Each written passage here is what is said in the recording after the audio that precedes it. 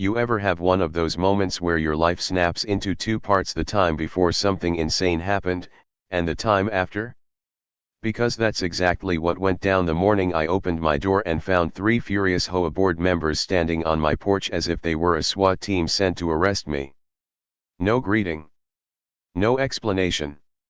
Just pure attitude, soaking through every glare they threw my way. And right there, before I'd even finished my first cup of coffee, they delivered a demand so outrageous, so unbelievable, that I actually thought I was still half asleep. According to them, I was violating community rules by using their lake without permission. Their lake. The same lake my house sat directly beside. The same lake with a dock I had maintained, repaired, and paid taxes on for years. They said that effective immediately, I was no longer allowed to access the water, the dock, or even step onto my own lakeside property until the HOA sorted out the ownership paperwork. And the way they said it? It wasn't a request. It sounded like a verdict. But when I asked them to show me the documents proving the HOA owned anything, the president, let's call her Karen for accuracy, crossed her arms like a traffic barrier and declared I didn't need to see anything. She said the lake had always belonged to the HOA, and that I was lucky they were giving me a warning instead of issuing immediate fines.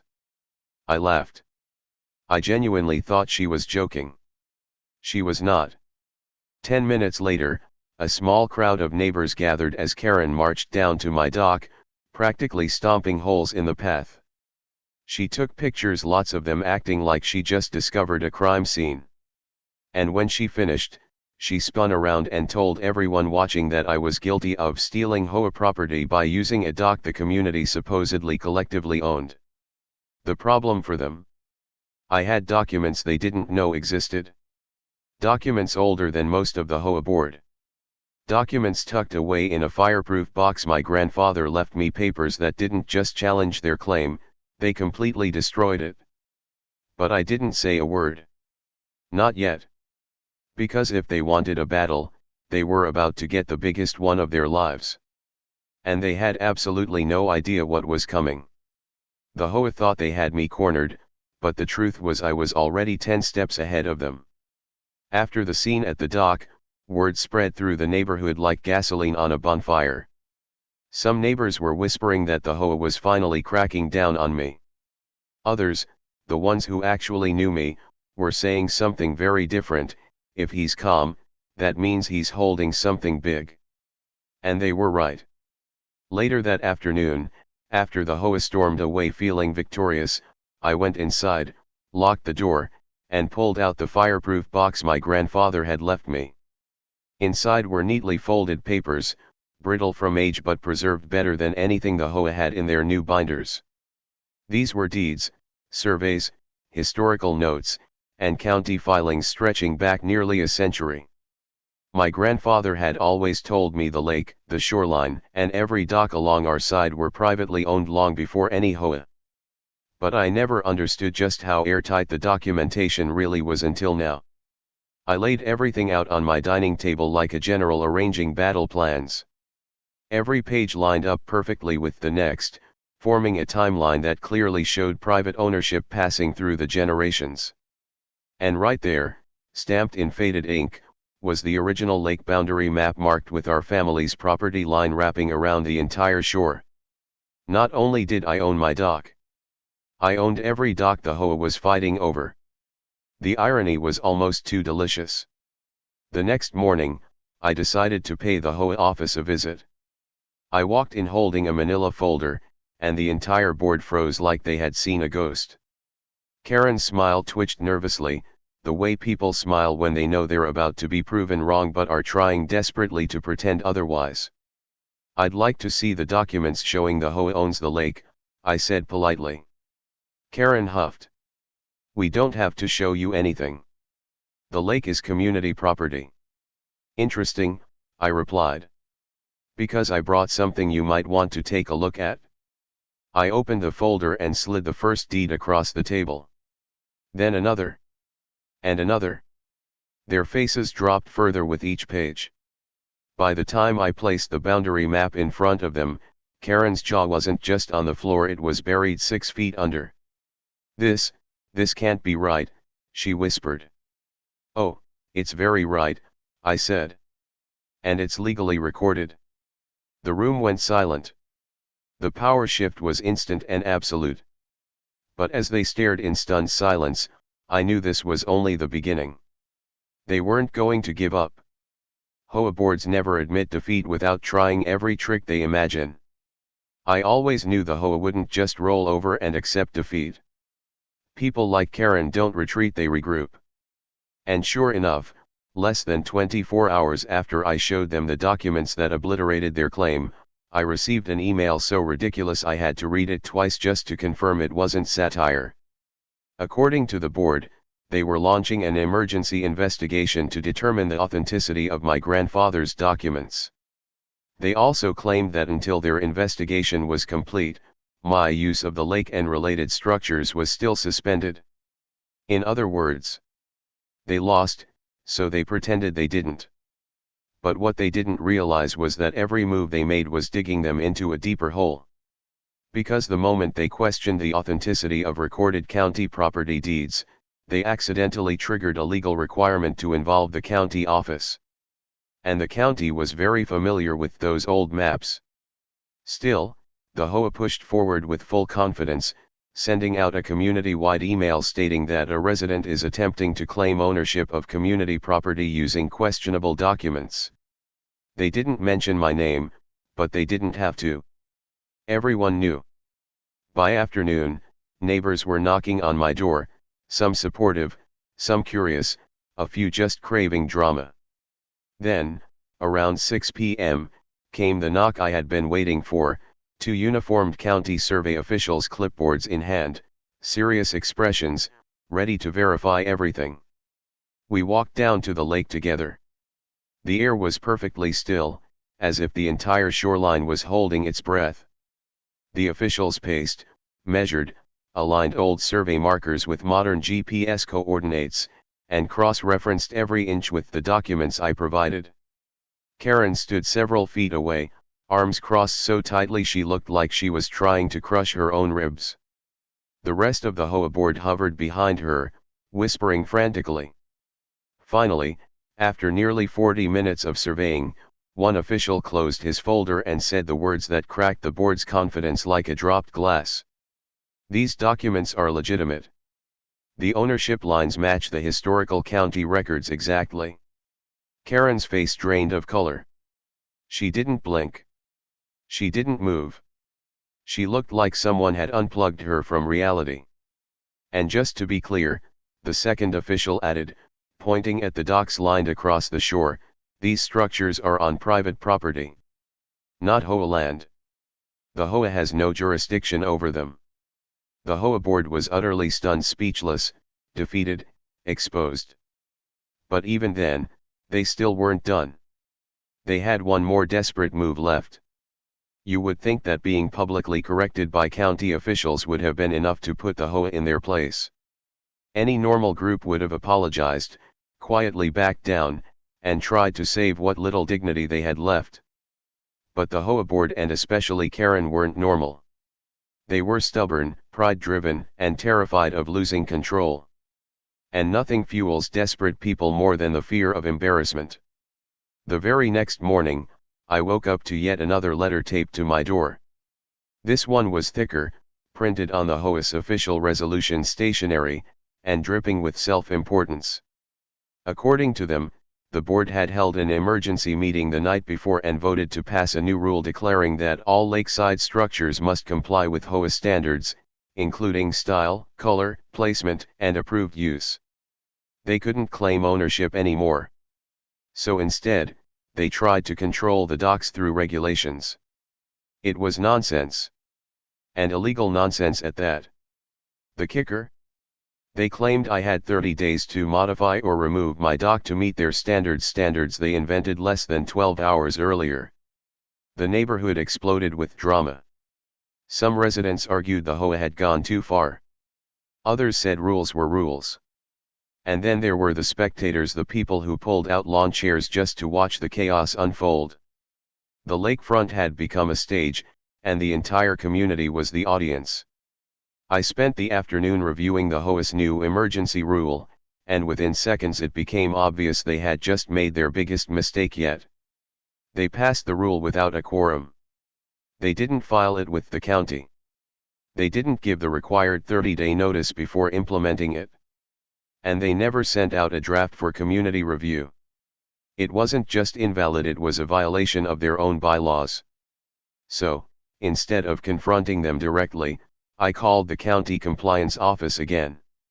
The same officials who'd verified my documents returned clipboards ready, expressions sharp. This time, however, they weren't here to check property lines. They were here to inspect the HOA. Karen tried to intercept them at the entrance to the neighborhood, arms flailing, voice trembling, insisting that everything was just a miscommunication. But it was too late. The officials met with me, reviewed the new rule, compared it with state law, and by the time they left, the HOA had been formally notified of their violations and given a warning that future attempts to enforce invalid rules could result in fines. The board was humiliated. Karen looked like she might actually combust. But the war wasn't over yet, not by a long shot. By the time the county issued their warning, the HOA board was unraveling like a cheap sweater caught on barbed wire. Their authority had taken hit after hit, and the neighborhood was starting to see the truth. Their so-called power only worked when no one questioned it. Now that someone finally had publicly and won every single round, the illusion was cracking. But Karen wasn't ready to give up her crown just yet. 2 days later, I got a message from a neighbor telling me to check the community Facebook group. And there it was, a long, frantic post from Karen claiming she was being attacked, targeted, and harassed by a resident who refuses to respect HOA authority. She didn't name me, but she didn't need to. The comments section turned into a battlefield within minutes. Some neighbors defended her. Others laughed. A few demanded she step down. But the part that really caught my attention was this line buried in the middle of her rant. "We are considering legal action to protect the community's interests."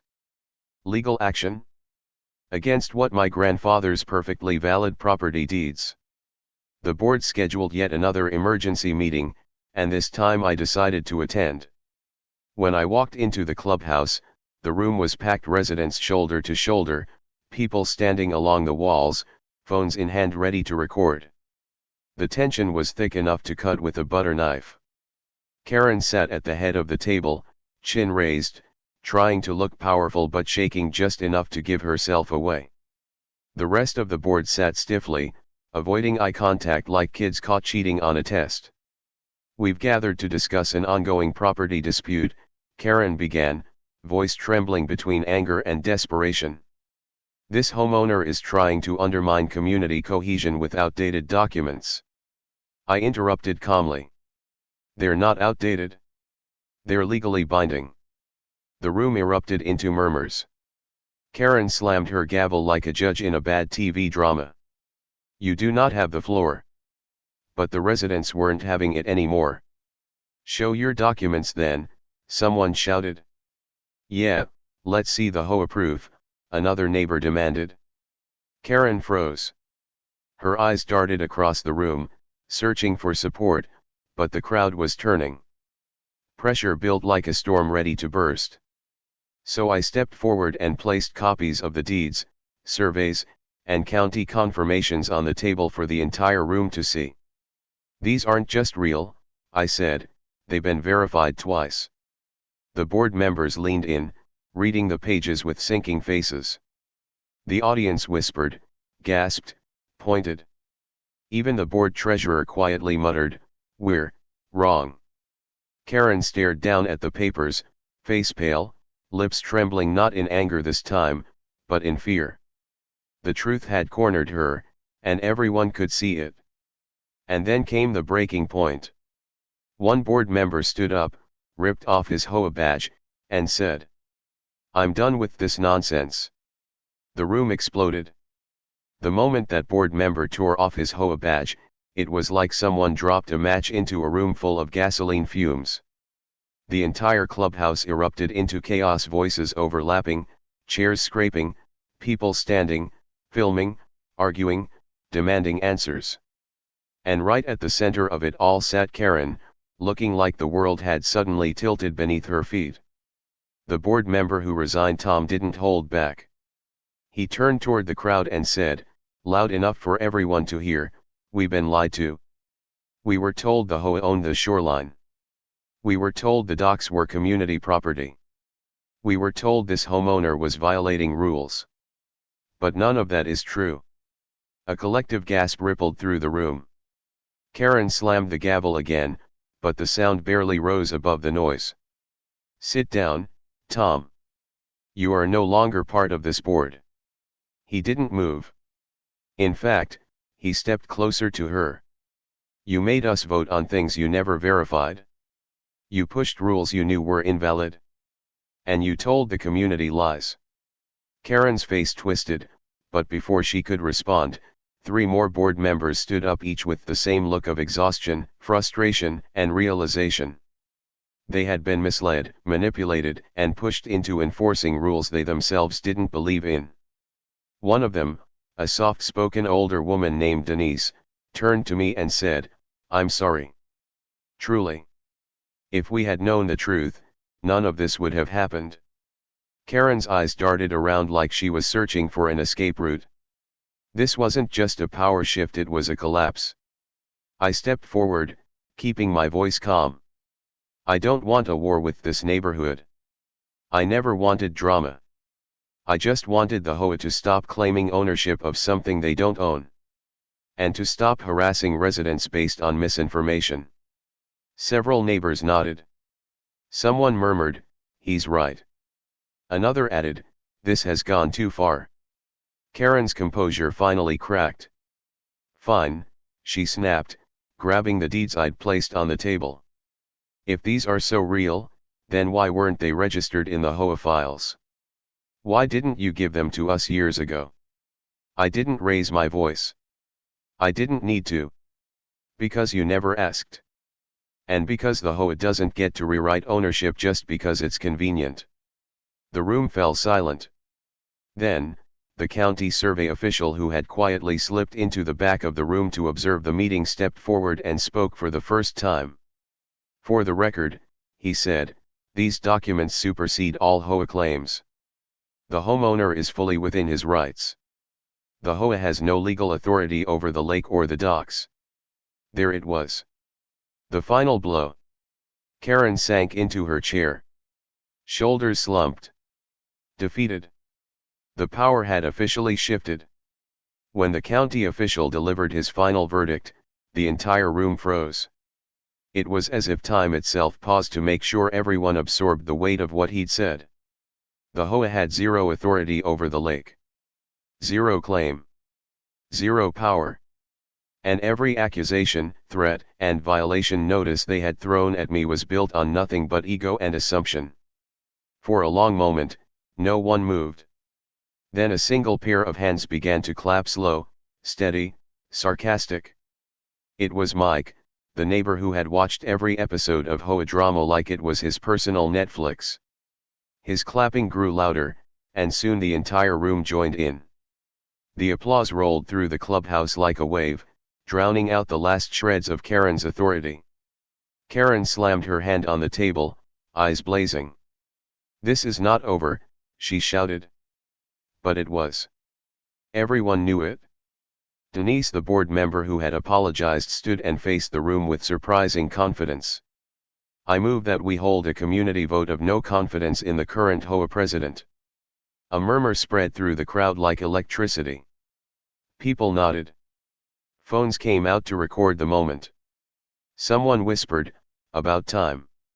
Karen's jaw tightened. "You can't do that." Tom, the former board member, folded his arms. "Actually, according to the bylaws, we can. And we will." The room erupted into cheers. Karen tried to talk over them, but her voice was swallowed by a community that had finally woken up. Within minutes, a sign-up sheet was placed on the table. Residents lined up, some angry, some relieved, some simply eager to reclaim sanity. One by one, signatures filled the page. A few neighbors even thanked me directly, saying things like, "Thanks for standing up to them. We've dealt with her for years. You did what all of us were scared to." For the first time since the chaos began, I felt the pressure lift from my chest. I didn't win just for myself, it felt like the whole neighborhood had been freed from a long, silent tyranny. And that's when something unexpected happened. A neighbor I barely knew, an older gentleman with white hair and a gentle voice, approached me quietly. "You know," he said, "your grandfather was the one who originally saved this lake from being commercialized. He protected it. Just like you're doing now." His words hit me harder than I expected. It wasn't just about documents or property lines. It was about legacy, one I didn't realize I was continuing. By the end of the night, more than half the neighborhood had signed the no confidence petition. The board, what remained of it, scheduled an official vote for the following week. Karen stormed out of the clubhouse without another word. But something inside me knew she wasn't finished. People like her never go quietly. The week leading up to the no confidence vote felt strangely calm, too calm. After everything that happened, after every argument, every confrontation, every desperate move the HOA made, the silence felt unnatural. It was the kind of quiet that comes right before a storm. And sure enough, that storm arrived the night before the official vote. At around 9 p.m., my phone buzzed with a message from a neighbor. "You need to check the lake now." I grabbed a flashlight and stepped outside. The yard was still, the water smooth like glass. But as I got closer to the shoreline, I spotted something that made my stomach drop. Karen. Standing on my dock. With a pry bar. For a moment, I thought I was imagining things.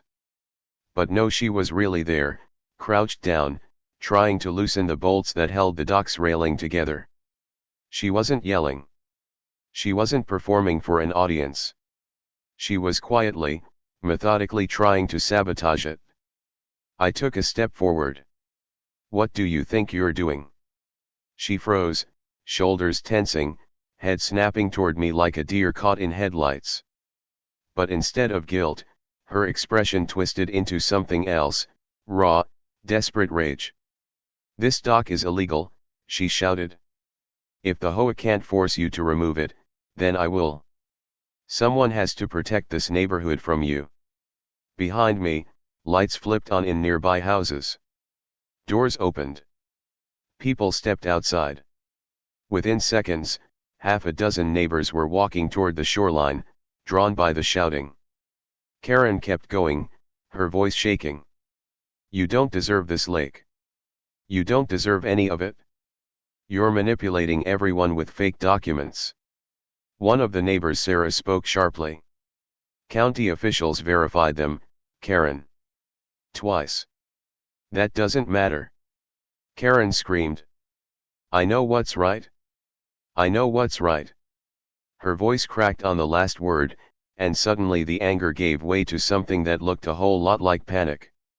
She was spiraling, completely unraveling in front of everyone.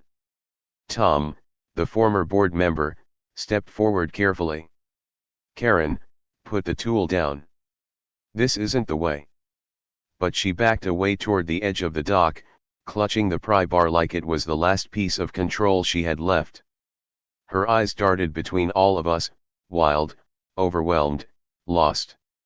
"This neighborhood is mine to protect," she whispered. Then her foot slipped. She toppled sideways, dropping the pry bar with a clatter and plunging straight into the lake. Gasps rippled through the crowd. A neighbor rushed to help pull her out. She sputtered, soaked, humiliated, and shaking, not from cold, but from reality finally catching up.